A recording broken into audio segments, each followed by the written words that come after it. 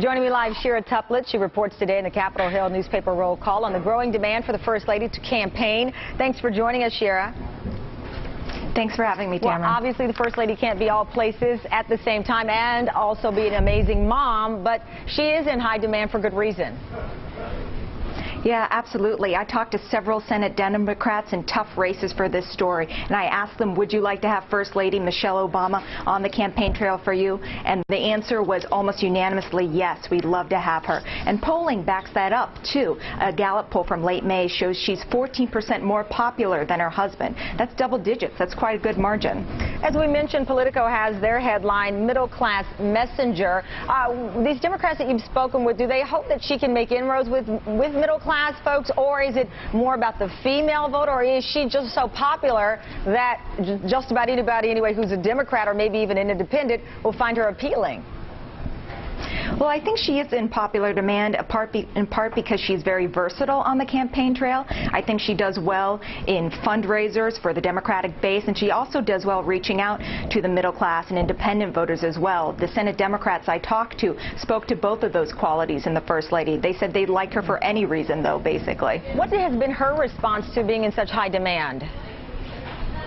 I think the First Lady wants to balance her schedule. You mentioned there are time constraints, obviously, as First Lady and as a mother of young children. She's indicated she only wants to spend 3 days a week on the campaign trail maximum from now until November. And she also, of course, has her husband's very serious re-election to worry about. So primarily, all of her travel has been for that. It's been to raise money and to campaign for her husband.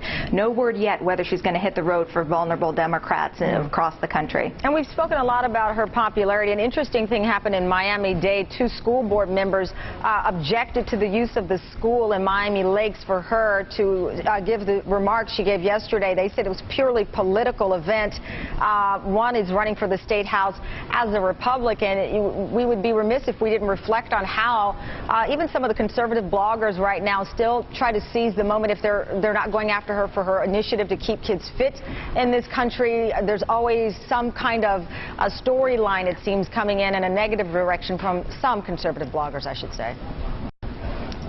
Yeah, I mean, she is a political persona still. She's attached to her husband. I think there are certain elements of the Republican Party who do not see her favorably, but it's safe to say more Republicans view her favorably than her husband. Polling backs that up. And that's actually pretty consistent with First Ladies, too. Laura Bush had a similar crossover appeal.